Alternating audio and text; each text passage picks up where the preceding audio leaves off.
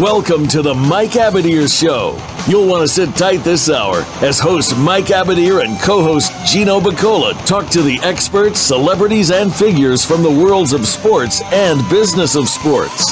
We cover the NFL, baseball, basketball, soccer, and horse racing, so we have all of the bases covered. Now, we just need your participation. Here is your host, Mike Abadir. Welcome to the Mike Abadir Show. This is your host, Mike Abadir, and I am joined by my co-host, Gino Bacola. We've got a great show for you guys today. At the bottom of the hour, we have Andrew Champagne from the Daily Racing Forum. And for those of you guys who are tuned in, hoping to hear Caleb Keller from TBG, he will be on with us next Thursday, as well as Los Alamitos voice, Ed Burgart. So let's get right into it, Gino. Lots of hot topics to talk about in the sports world. The biggest to me is the college football playoff and the system that's employed to select their final four teams. What do you think of the four teams that were selected? Where do you have a beef? And let's just use that as a starting point. Yeah, I think they picked the right four teams, to be honest. And, no matter what, whether you have it be a 4-game playoff or I think the only next logical step would be an 8-game playoff. And I think that really does make the most sense. What you could do then, Mike, is you'd get the 5 conference champions, and then you'd have 3 at-larges. So you'd have the Big Ten, the Big 12, the Pac-12, the SEC, and the ACC champs. They're automatically in. Then you have 3 more at-large teams. So, for example, this year, it would have been something like Clemson number 1 versus number 8 Auburn, number 4 Ohio State versus number 5 USC, number 3 Georgia versus number 6 Alabama, and number 2 Oklahoma versus number 7 Wisconsin. Now, the way I got those numbers is just kind of the way like the NBA or other sports have done it. If you win your conference, you're automatically slotted in as one of those 1 through 5 slots, and then the next 3 top teams are the at-large bids that slide into the 6, 7, and 8 spots. So it wouldn't be a lot different, and we're actually getting an Ohio State USC game in which I think is going to be the best bowl game or one of the top bowl games because it's just a sexy matchup with 2 really big schools that have really high ceilings and really low floors. So for me, I think the only next logical step would be expand it one more time. That way you get all the Big 5 conference champions in, you get 3 at-large teams in, and that may even help, in future years for a team like South Florida who went undefeated this year, or, past years we've seen the Boise States of the world, teams like that, Utah even years back. It'll give an opportunity with, 1 through 8 to maybe let a team that isn't in one of those Big 5 conferences sneak into one of those at-large bids.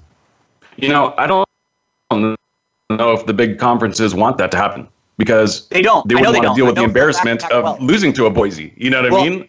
Perfect example. The Pac-12 does not want that to happen, and it really has nothing to do with losing to a team like Boise. They want to keep the Rose Bowl, which to me, I love the Rose Bowl. I love the tradition, but Pac-12 Commissioner Larry Scott, he's not voting for expansion from 4 to 8 because then what happens is every few years the Pac-12 loses the Rose Bowl, in particular like this year when it's one of the playoff games for the college football playoff. I don't know why you'd rather have the Rose Bowl every year than an opportunity every year knowing that your Pac-12 conference champion is going to be playing for a national championship. That's what's a little bit frustrating. So what Larry Scott is saying as a commissioner of the Pac-12 is he'd rather have his teams play in the Rose Bowl, even though that will likely mean they are not the national champion because they are not in one of the bowls, instead of being one of the final 8 with the chance to, move on and win the whole thing.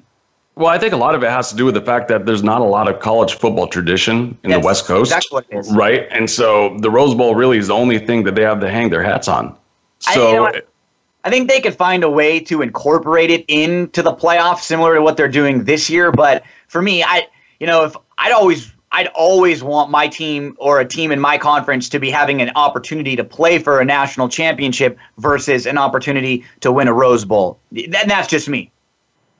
So you had no beef then with Alabama getting in over Ohio State, I take it? Not really, no. I mean, I do think that you should have I do think it's a little weird that if you don't win your conference, you're in. I think Alabama's better than Ohio State. I mean, if you're going to make the argument with Ohio State, then you can make the argument with USC too, because USC had 2 better losses than the losses that Ohio State had. Ohio State got blown out twice. So did USC. Didn't get blown out by Washington State. They got killed by Notre Dame. Those are two teams with 3 losses. They're not bad, but I don't think USC was a national title type team. So I think they were right. If you get beat that badly in a game like Ohio State did to Iowa, I don't think they're necessarily deserving of having a higher resume than Alabama. And it's funny, Alabama's favored to win the whole thing. So, Vegas-wise, they're the best team. I was actually going to say the same thing, which is I think that's how they looked at it, which is who is going to win this whole thing? Who's most likely to win this whole thing? Who is the best team? And if it's Alabama, how can we leave them out? And you're absolutely right. I think what did in Ohio State ultimately was that Iowa game. I think if they lose that game by a last-second field goal, I think that probably is enough to propel them. But when you get blown out by them, and I think also the fact that a lot of people didn't have a lot of respect for Wisconsin, so I think that win against an unbeaten Wisconsin team wasn't viewed so favorably. Yeah, you're right. You're right, Mike. I don't honestly. I'm a USC guy, and I have good friends with Ohio State guy, and we talked about it all year long. These teams didn't deserve to be in the Final Four.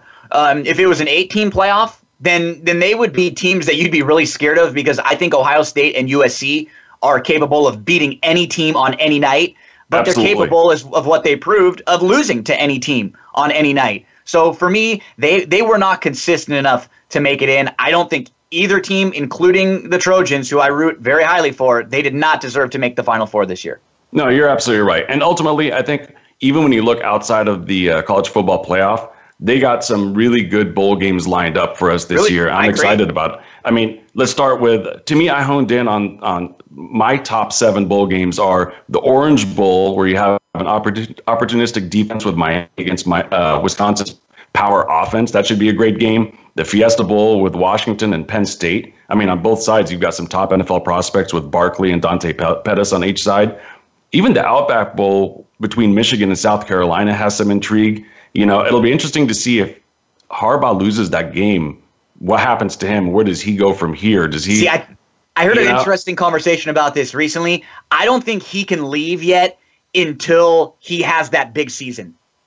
Being from Michigan, coming back home there, I can't see him leaving and going somewhere else until he sets them up well, because he wants this. He loves it there. I think he's still hungry to turn that program around a little bit. So I can't see him leaving until they take the next step to where they're in, the Final Four, or they're beating Ohio State again. Another one to me that I think is kind of interesting, Stanford TCU. I mean, that's going to be a very good.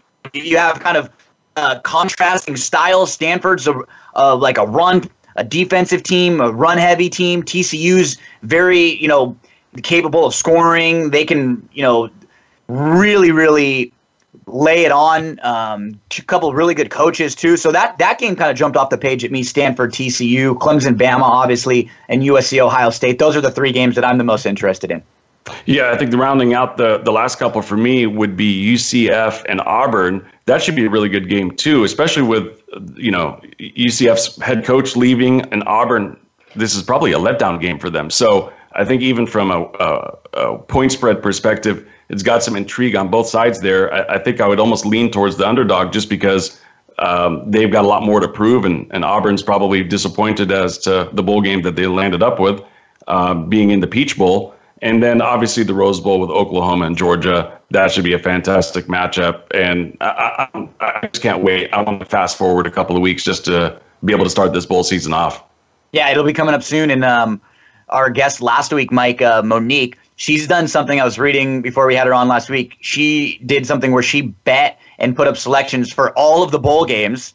And then she did the same thing later on for March Madness in college basketball. So we got some good feedback with her as a guest last week. We'll definitely have to touch base with her again during. Oh, and she killed it too. I mean, she gave out some fantastic picks. I think she finished something like 9-5-1 with her selections. And what's really impressive about that is she gave out 15 picks. She gave out a ton: football, college football, pro football, and then some props, and they were excellent. She was spot on with almost all of her analysis. So great job. And even Scott Shapiro, we talked a lot about Wisconsin with him, but that was more of he's a Wisconsin fan. He knows the team. He was being very honest with his thoughts in the game, and his only selection Georgia. and that was the game that I think he got involved in also. So really nice analysis from the handicappers that we had on last week. They dished out 10 winners, I think, between the two of them.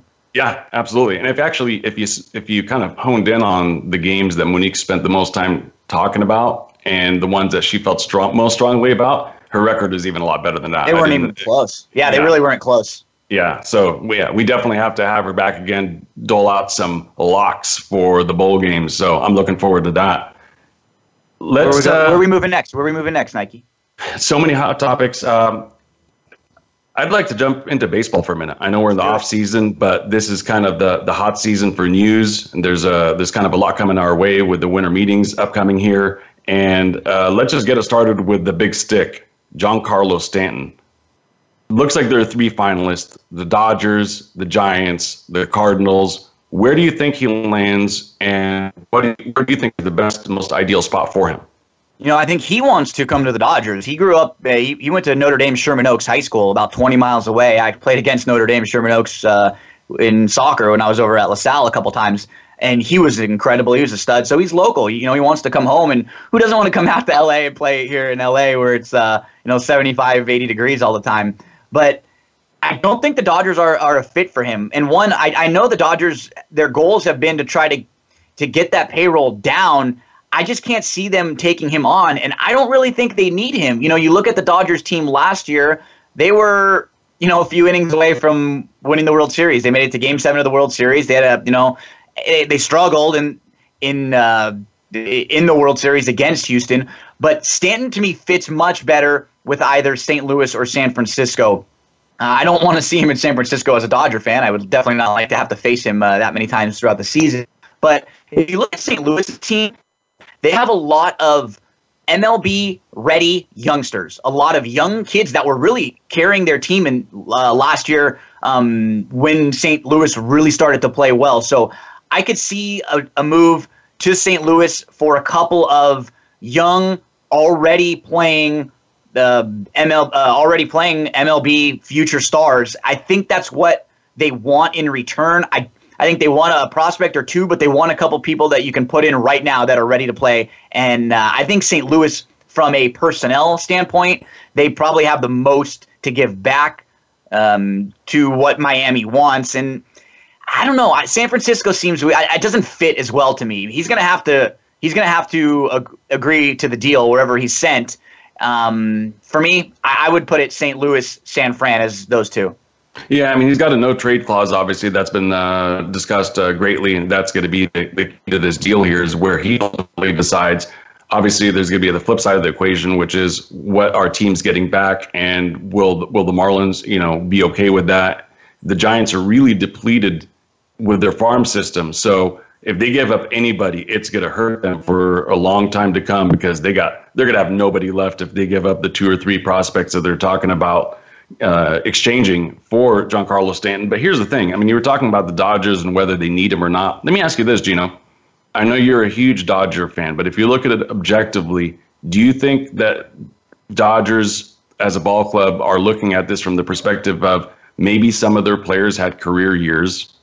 If they're not able to replicate this last season, I know some guys probably have some upside, but I don't know. What do you think about that? I think the reason why they don't is because they're one of the deeper teams, and they're a real mix and match team. So this past year, Puig had a good year, but a guy like Jock was pretty non-existent all through the year, and then Jock shows up in the playoffs. Kiki, he's a guy that you can use to fill in anytime you need. People are forgetting about Andrew Toles, who was the Dodgers' starting left fielder last year. He got hurt, and he didn't play the entire year. So you have another outfielder who's already going to be waiting in the wings. He was a starting outfielder. He started in the playoffs for the Dodgers last year. So they got Puig there. They got Chris Taylor, who was very good. He's probably going to come back to life a little bit. But even if he does, you're going to have 5 guys out there to kind of toggle around and to mix and match with what they did. So to me, I don't think it's a necessity for Stanton, and I don't think the Dodgers are going to want to take on any additional salary. So I don't see it happening in LA. I really don't. Well, it could be to the Giants, Maybe Yeah. they're looking to prevent their division rival from getting Stanton, because let's face it, the Giants had the opposite of the Dodgers. They had career worse years for most of their guys, and obviously Bumgarner was out for much of the year. Their closer Melanson was out for most of the year. So they could be a team that's looking at it from the perspective of, we could turn this thing around in a big way. And obviously it's a very competitive division with the Rockies and the Diamondbacks being young. And well, to kind of transition a little bit, Mike, I think San Francisco would be more in line for Ohtani. To me, there are three teams that make the most sense for Ohtani. I think is what you said about San Fran. I could see them getting Ohtani instead of Stanton, because that way they don't have to give up anything to get Ohtani. You're just paying for Ohtani. And from what I read, what the Yankees general manager Brian Cashman said, he got the feeling when they spoke to Ohtani and the representatives that he wants to be on the West Coast and in a smaller than a major media market. So for me, the teams that made the most sense, San Fran, but there were two more in particular. Seattle. The Seattle general manager, DePoto, has already said they will let Ohtani DH in between starts, and they'll put Nelson Cruz in the outfield. So, that would not shock me. And then you have the Padres. The Padres last year, they had Christian Betancourt as a pitcher, catcher, outfielder on their roster as a two-way player already. So to me, if you're looking at Ohtani and he wants to be a two-way type player, those are the two teams that have already done something like this. Seattle has already said publicly, we will let him. And the Padres have already done something like this last year. To me, you're on the West Coast. You're in, smaller media markets in Seattle and San Diego, but you're still on the West. Those are two that, might fit very well for Ohtani. Well, we're talking here about the Japanese Babe Ruth, right? 102-mile-an-hour fastball. He's got a forkball with a lot of late action. Hits for a lot of power. Fantastic athlete. He's got some speed. Bats left, throws right. Of the teams that you mentioned, obviously anybody is going to stand to benefit from him, because here's the key. This is a $250 million player that they're going to be getting for about $3.5 million. To me, the thing that's mind-boggling is if he waits it out in Japan 2 more years and then he decides to come to the U.S., he'll be a $250 million type of guy. So I'm impressed by how much his desire is to play in the major leagues. I mean, he's really given up a lot of money, leaving a ton of money on the table. He's already signed with the top agency here in the United States with CAA. I'm sure they're going to do a fantastic job in shopping him around for his most ideal situation. The Mariners are interesting because they've got a huge following in Japan due to Ichiro. The Padres are interesting because the Nippon Ham Fighters, who is his club in Japan, they actually do their spring training at the Padres spring training complex in February for the last couple of years. He did his rehab with the Cubs. The Rangers are the team that selected or landed his idol, his hero, Yu Darvish. So you start seeing a pattern. There's a connection to each one of the teams that are the finalists. And the Dodgers have had excellent in the past with many different Asian pitchers before. So they've kind of, and it's Los Angeles from a media market standpoint. We have some of the biggest, Japanese, Chinese, Filipino, just huge. You get a huge melting pot out here in Los Angeles, especially for someone who like him who kind of wants to have like all that Asian media around covering him. Although the funny thing that I heard is that he doesn't want to be on a team with another Japanese player. That was kind of one of the things that he had mentioned. So some demands here. I think the key for him is finding a place that will at least flirt with his demands early on. And that's why, to me, the two most likely places would be Seattle and San Diego, because I could see them being a little more radical. San Diego has been a cellar dweller for a little while, and they could do something to make a splash and to sell some tickets. And Seattle, like I said, they've already come out and said, we'll let him DH in between starts. I think that might be the clincher, right? The ability to be able to hit. And, I think the Mariners, they could use, I don't want to call it a gimmick because you're right. No, you're right. So could the Padres. They both could. And sure. He's a player, but he's also a gimmick in that he's going to sell some tickets, and you don't know how this is going to work. We could be talking in 2 or 3 years that he's a great pitcher, but he's never going to hit again. We could be talking in 2 or 3 years that he's a great hitter, but he got lit up when he tried to pitch. So we'll see, because remember, this is the MLB, and nobody is successful at both. I mean, the closest things we get to it are guys like, Micah Owings and Madison Bumgarner, who are good hitting pitchers. Yeah. Zach Greinke, guys like that. But remember, when you got to focus as hard as you have to get these top level hitters out, pitching wise, that's all you can focus on. You don't even really have time to go take batting practice. Wouldn't it be funny if he wins a Cy Young and the batting title or something like that? Right? Yeah. That'd be crazy. Well, let's take our first commercial break, Gino, and we'll pick up with a little bit more baseball and transition to some NBA. How does that sound? Sounds good. And then Andrew Champagne will be joining us. We have 5 football games that we're going to select, and then we'll talk a little racing with Andrew to close the show out. Sounds good. And then let's take our first commercial break, and we'll be back in a few short moments.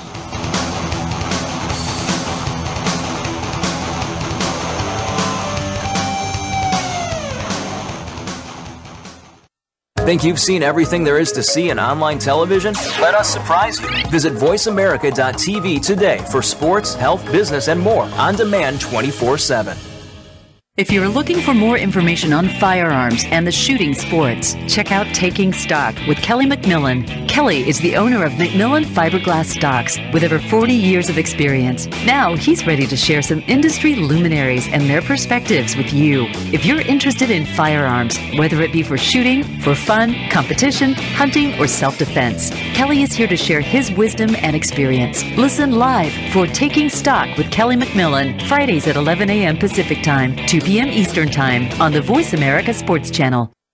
Sports continues to grow and evolve to ever-increasing prominence in today's society. On All Around Sports, host John Inglesby will connect with the leading newsmakers from the sports world, including players, owners, and fellow sports journalists, discussing the top news and events that are relevant to sports today. John will also report from and offer his experience of the world's top sports events. Tune in to All Around Sports with John Inglesby on Mondays at 1 p.m. Eastern Time, 10 a.m. Pacific on the Voice America Sports Channel.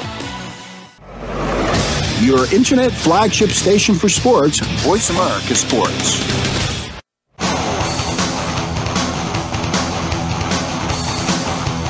This is the Mike Abadir Show.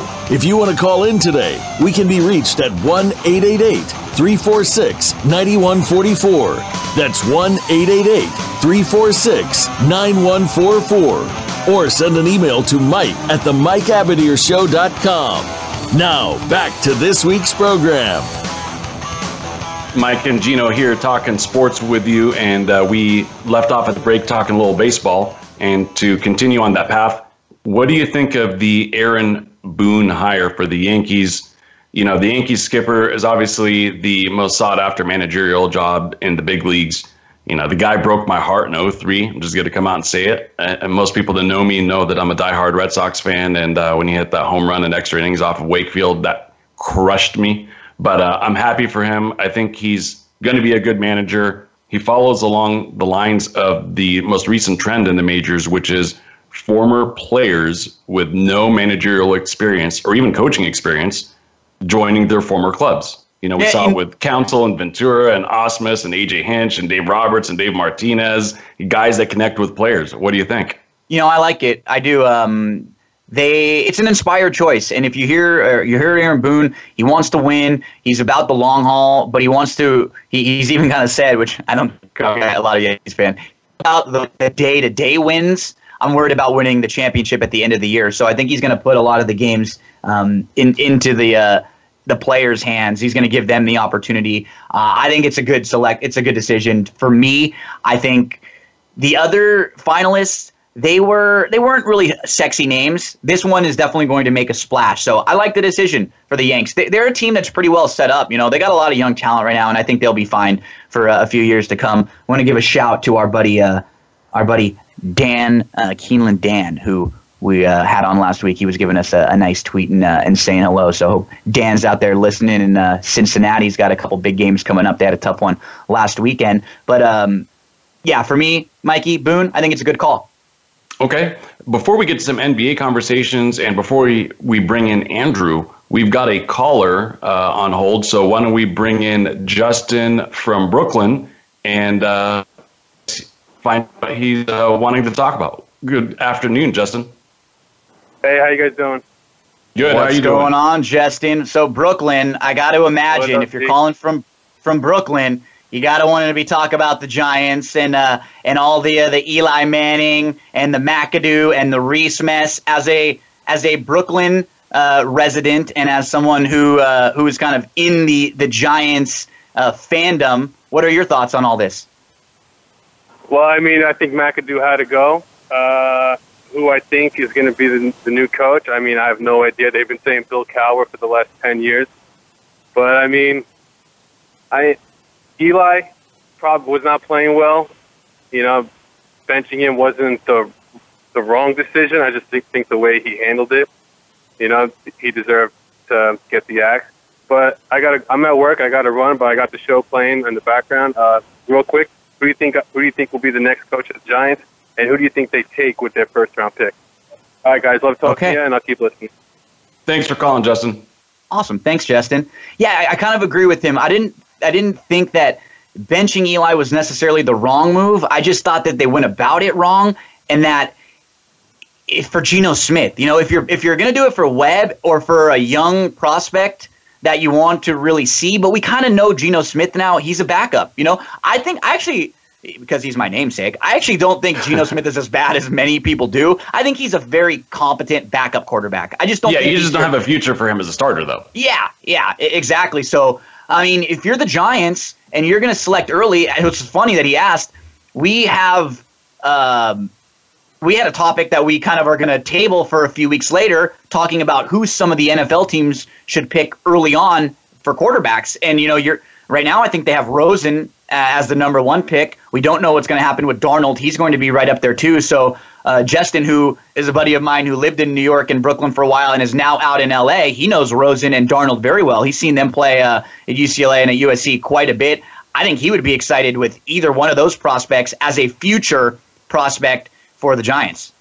Yeah, I think they end up probably hiring internally. That's kind of been the Giants' MO for some time. But, you know, we'll see what direction they go in terms of the coaching search. And I think that'll dictate where, you know, what their viewpoint is on the quarterbacks that they have. I mean, I have no idea how well Davis Webb is developed or not. You know, he was a terrific quarterback at Cal. You know, they used a mid-round pick for him. So, you know, maybe he just needs a little bit of seasoning and maybe he'll be the guy. So I'm not convinced that they have to necessarily go the quarterback route. You know, a lot of it will also depend on where they land in terms of the next couple of weeks spots. Yeah, I mean, the next couple few weeks because there's a lot of bad at the bottom right there, and they're going to have to figure things out. But we will pick the Cowboys-Giants game when Andrew Champagne comes on in just a minute or two. So we'll pick that game against the spread. So Justin will be listening. He'll get an idea of how Andrew and I think about that Cowboys-Giants game this week. The Cowboys are a 4-point favorite on the road against the Giants. Mike, before we bring in Andrew, you want to rattle through some quickly NBA quarter season awards? We're like everybody's played about 20 games or so. So now we kind of have a good idea of what it looks like. And for me, a couple I wanted to mention. I thought the MVPs, you know, LeBron, the Cavs has won 13 in a row. Harden, Houston's 18-4. They've won 7 in a row, and CP3 only played in 8 games. And then Kyrie Irving. You know, Boston's 22-4. They lost Hayward, and they went on a 16-game winning streak. To me, those are the 3 leaders for MVP right now. I agree with your first 2, and it's a very close call between Kyrie, but I'm going to give a slight edge to Boogie Cousins. Oh, I know that the Pelicans aren't necessarily tearing it up, but this guy is bringing down, you know, almost 26 points and 12.5 rebounds a game. I like that one. And, you know, this he's just having a monster season. I love him with the Kings. Especially when Davis doesn't play, he really steps up, and he's been really, really fun to watch. That's a good call, Mike. Yeah. So what are your thoughts about your rookie of the year selections, midway point? I'm going to cheat a little bit on rookie because Ben Simmons is the hands down the rookie of the year so far. Yep. But he's not a rookie. He's going to win it because he sat out last year. We saw the same thing happen with Blake Griffin, and we've seen it happen before. But for me, the other 3 rookies, Donovan Mitchell, 17 points a game, a couple rebounds, a couple assists, a steal, almost a steal and a half, and almost 2.5 threes. Jason Tatum, who's just under 14 points, over 5 rebounds, over an steal, and then Kuzma. Kuzma's leading the Lakers in scoring.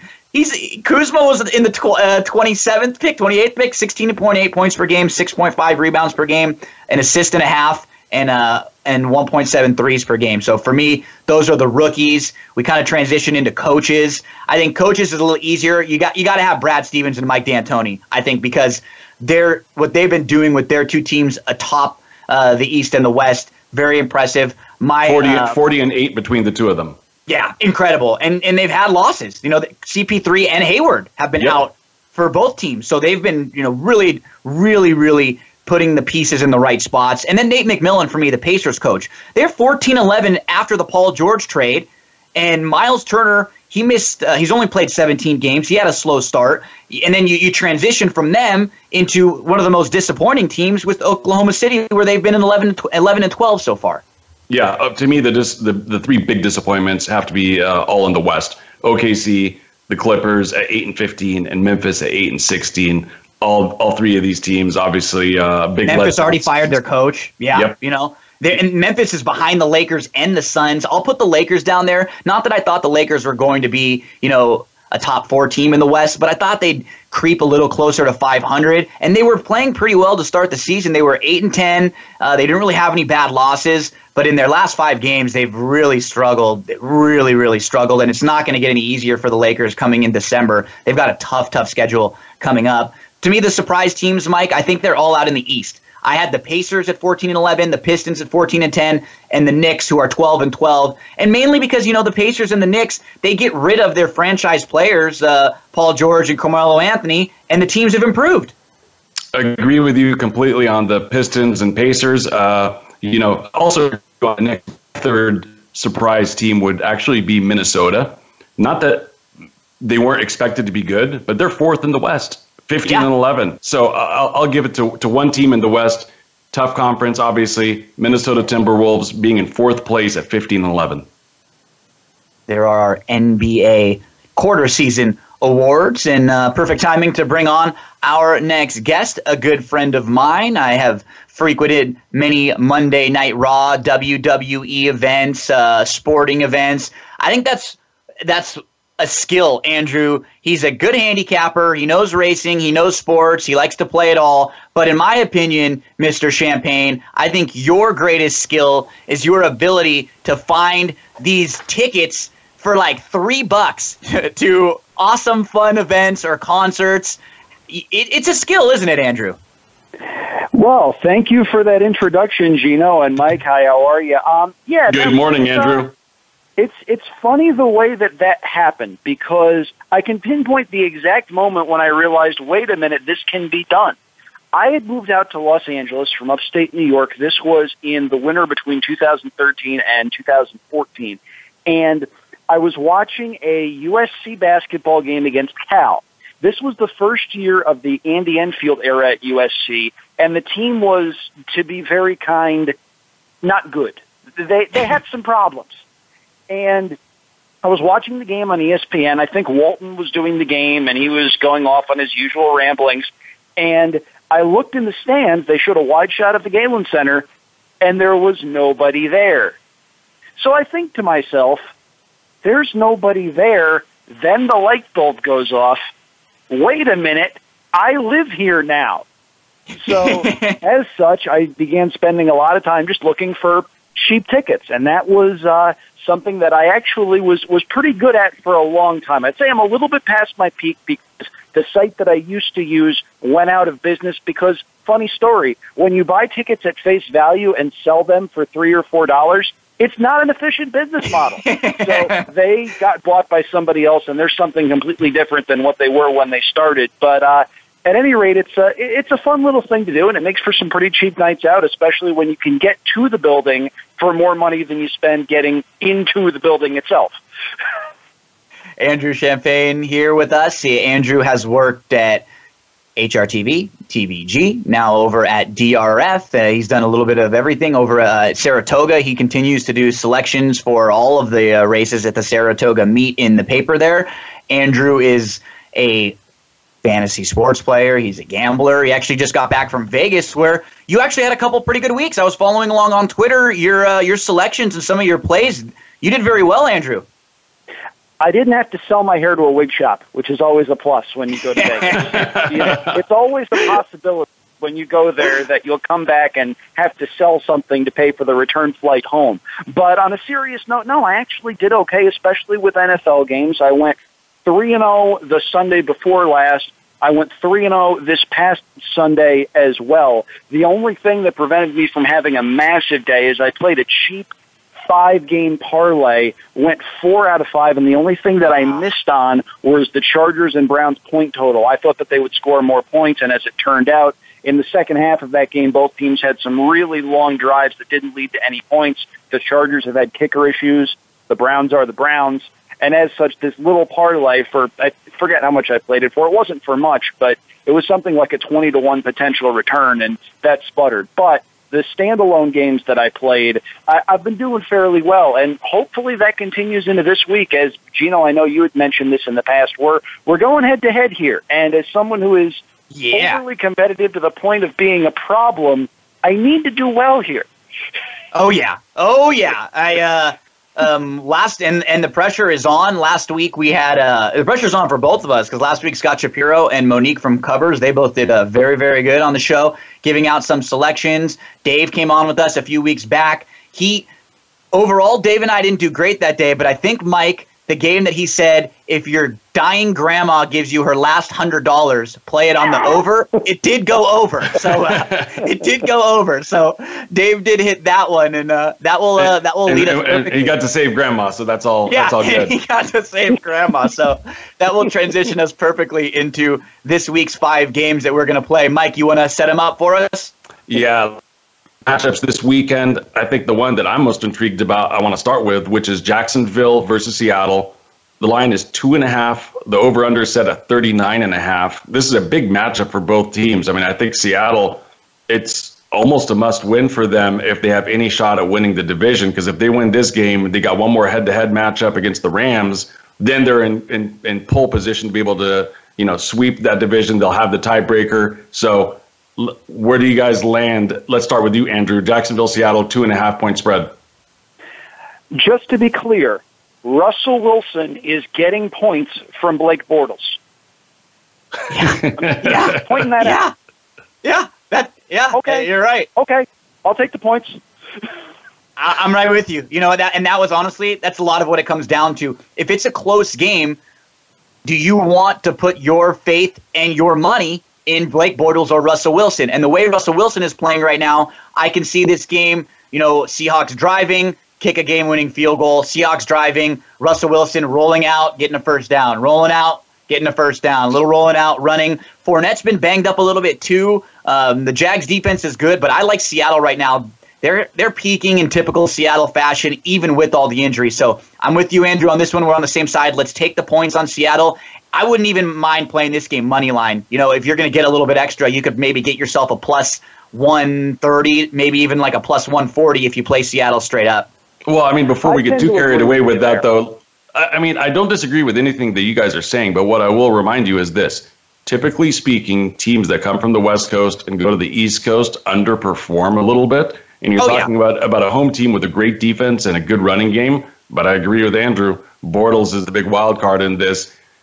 Russell Wilson is playing at MVP levels. He's What's top the number? 3 right like now. 86% of the team's offense or something like that is being generated by Russell Wilson. I mean, it's ridiculous what he's doing. And I don't think he's got the greatest talent around him as well. Russell Wilson, in my opinion, is highly underrated. I know everybody seems to love him, and he's got that smile and a great personality and everything, but he's still not talked about with the likes of Brady and Breeze and the top tier quarterbacks in the league, and Aaron Rodgers and Roethlisberger, et cetera. To me, he's right there with them. If he had the supporting cast of any of those other clubs, I think he'd already have 2 or 3 Super Bowls, maybe on the offensive side. That is one more ring, and and he'll be fine, or one less bad Pete Carroll play call on the 1 yard line, and he'd be fine.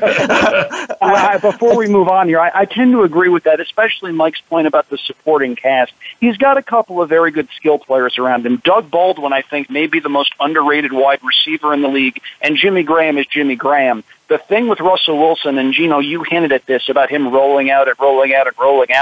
Mike, Gino, the three of us, I think, we wouldn't start on the Seattle offensive line. We'd get some playing time. They do their quarterback very little in the way of favors in terms of keeping him upright. And Russell Wilson has been a magician in terms of extending plays and making things happen.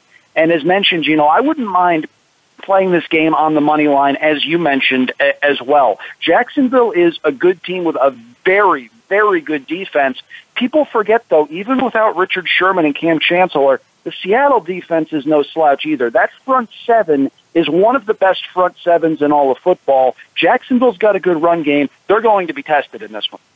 Without a doubt. Mike, before we go to break, I gotta give a shout out though, because our caller from earlier, Justin from Brooklyn, I know he's listening because he just texted me and said, make sure you let everybody know that I called Russell Wilson being great his sophomore year when he was at NC State. So gotta give Justin some props because he did call this out 10 years ago to me when we were watching Russell Wilson before he even came to the NFL. We appreciate Justin listening and giving us a call in earlier on. So, Mikey, we should probably take a break. We can come back and pick the other four and then dive into a few races with Andrew. Let's do it. We'll be right back in a few short moments.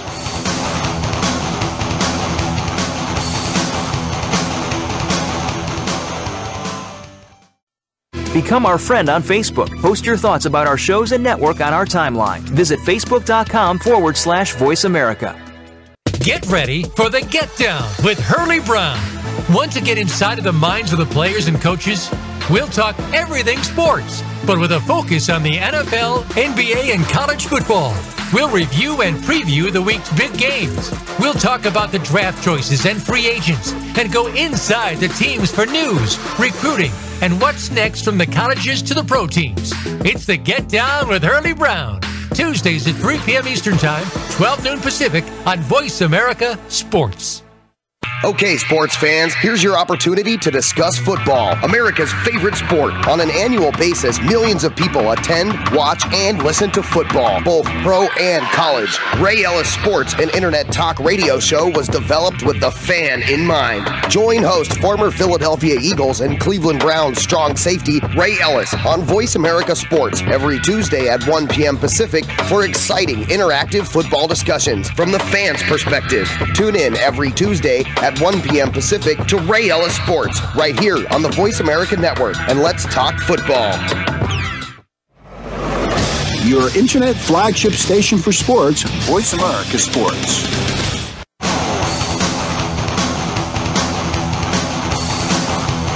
This is the Mike Abadir Show. If you want to call in today, we can be reached at 1-888-346-9144. That's 1-888-346-9144. Or send an email to mike@themikeabadirshow.com.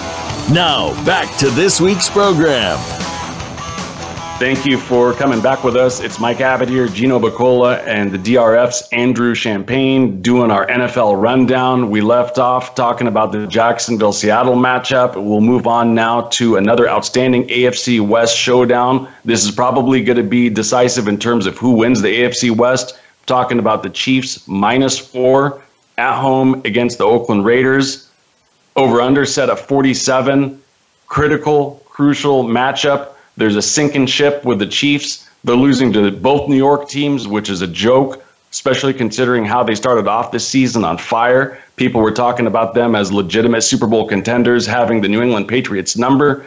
The Raiders started off the season pretty well, had Super Bowl aspirations, had a mid-year slide, looked to be coming on as this season gets into the final quarter. What are you guys' thoughts? Andrew, let's start with you. Chiefs, Raiders.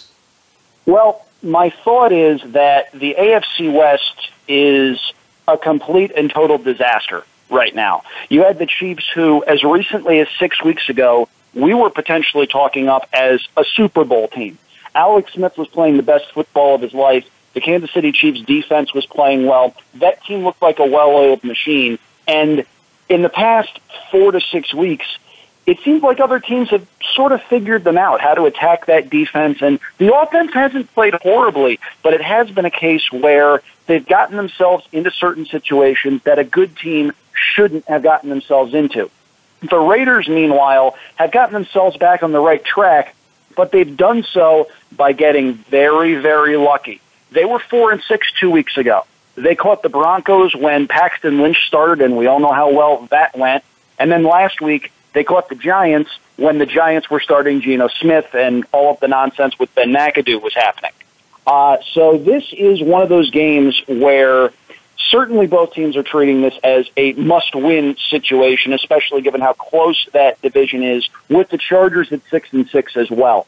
I went with the Raiders getting 4 points simply because the Chiefs' defense is such a mystery right now, and the suspension of Marcus Peters, who left the Jets game on his own without being ejected, came back without wearing socks, and proved to be a ridiculous distraction. I don't think that suspension is going to help that defense. For all of his antics, Marcus Peters is one of the best cornerbacks in the league when he's on his game. I think that's going to hurt them against a Raider passing attack that's got some weapons. He ejected himself, and he got rid of the flag. Threw the flag. He didn't I've like. never seen that happen. That was awesome. Pick up the flag and throw it into the stands. That was great. Andrew, I'm with you on a lot of it, and I'm with you on the Raiders. The Chiefs signed Darrelle Revis, and if you didn't see him play last week, I haven't noticed if they've cut him yet, but I don't know how they haven't. He missed a couple tackles, and oh my God, he looks so slow, and that's where the Chiefs are defensively. They were bringing in Revis and guys like that to try to fill their secondary. I'm with you. I could see this game being very close, but I can't in any way back the Chiefs right now. I'm taking the Raiders +4, and I know Mike is very happy with you and I, Andrew. The beers that he promised us, that he bribed us if we pick the Raiders. So we'll later. Yeah, and here's the thing. What happened to Hunt, guys? What happened to Hunt? I mean, what happened to 150, 200 yards total yards a game? It's a volume thing, honestly, too. Right now, he's not getting anything out of the passing game, which he was getting 3, 4, 5 receptions earlier on, and he's, their offensive line wise, he's getting no help up front, and it's a little bit of everything struggling. Andrew mentioned their offense overall is not really playing poorly. They've scored 14 points right off the bat last week. They were up 14-0, and they were throwing the ball all over the field. Look at Alex Smith's numbers last week. They were good. To me, it's just a combination of everything, as Andrew had said. You have players that are kind of going off. You have a defense that's starting to struggle. Alex Smith, he played well last week, but he's come back to life a little bit, and it's just you're getting some of these weird Andy Reid things that Andy Reid's kind of always done year to year. It's pretty funny right now, and we're both going to be on the Raiders +4. Yeah, it's a big matchup because one hesitation that I've got really quick. Go for it. The only thing that makes me a little bit nervous about backing the Raiders is this is a Raiders defense that has been very susceptible to talented tight ends. Last week, Evan Ingram was the Giants' main offensive playmaker. He ran all over the field. Without Evan Ingram, the Giants get completely destroyed last week. The Chiefs had Travis Kelce, who is one of the top tight ends in football. That's the only thing that makes me nervous. But if the Raiders stop Travis Kelce, I think they've got a shot at winning this outright. And, I think this might be a decent money line play, too. You're right. I agree with you. Both the first two that we talked about, Seattle +2.5 and the Raiders +4. I'm actually going to have 3 games that out of the 5 that I think are interesting money line plays. I'll kind of lead to the next one, and then you can take the ball after, Andrew. Vikings Panthers. The Panthers are at home. They're 2.5 to 3 point underdogs at home. The Vikings have been one of the top 2 or 3 teams in football this year. They have been excellent. Case Keenum is, a top 10 quarterback in the league this year, which is just incredible seeing what him and Goff are both doing after getting away from Fisher. To me, I'm going to go with the Panthers, though, at home. I think they need this game more than the Vikings do. I think the Panthers will win the game at home, so this would be the other money line play that I take, the Panthers plus the 2.5 or the 3, or if you want that money line, I think you take it. I had a pretty tough time with the point spread on this game. I thought this was a game between 2 very good teams. Vikings obviously have been one of the top teams in football this year with that storied quarterback with Case Keenum holding off Teddy Bridgewater with a whip and a chair at this point, but he has played some very good football, complete with a defense that may be the best unit in football. The Panthers, they got beat by the Saints last week. That was at the Superdome. The Panthers may be a better team at home. I went away from the spread in this one and concentrated on the point total. I went with the over on this one. I thought the over-under point total was pretty reasonable. I think both offenses can move the football. I'll root for points in this one. Anybody know what the weather is like in this outdoors game? I'll look it up right now as we transition to the next one. So set us up for the next one, Mikey. Another big matchup. This is probably going to determine the seedings in the NFC. Philadelphia is coming off of a loss. The Rams obviously are on a roll. The Rams are 2.5-point favorites here in LA hosting Philadelphia. It'll be interesting to see if the Philadelphia Eagles can bounce back from a tough loss against Seattle. They've stayed locally. They didn't fly back home to Philly. They're actually practicing in Anaheim Stadium, sharing it with the Angels. And we'll see, if what the Philadelphia Eagles have in them. What is their makeup like? If they can bounce back, they're obviously a young team, and this will be the first bit of adversity and tough NFC West matchups in back-to-back weeks. So 2.5-point spread, 49.5 over under. Andrew, where are you citing? This was the game that I had the toughest time with of 5. The Rams and the Eagles are both playoff teams, both tremendous stories. Carson Wentz has emerged as an MVP candidate with some of the things he's been able to do with a supporting cast that isn't spectacular. They did get Jay Ajayi, but other than that, in terms of skill players, there's not a lot there at the wide receiver and tight end spots for that offense. And the Rams, we've all seen Sean McVay and Jared Goff come together and engineer an offense that's gone above and beyond anyone's wildest expectations. However, I keep thinking that these are two second-year quarterbacks that are both still young, and they're prone to the occasional dud games against good defenses. Both of these defenses are very good. You had mentioned that the over-under was 49.5. I looked just before we went on the air. That number's gone up to 51. As such, I'm taking the under in this one. To me, this screams a 24-21 kind of game, not necessarily a defensive struggle, but a couple of 3-and-outs, maybe some long drives that stall around midfield. I'm going to take a chance and go under here. I wouldn't be surprised if I'm completely blown up with quarterbacks combined for about 900 passing yards. But given the defenses that are involved, given that they're both second-year quarterbacks, and given that this is a pretty big game, and also the Eagles ran into a good defense last week and only scored 10 points. So I'm going to go with the under in this one. I'll root for both defenses in what should be a really fun game to watch.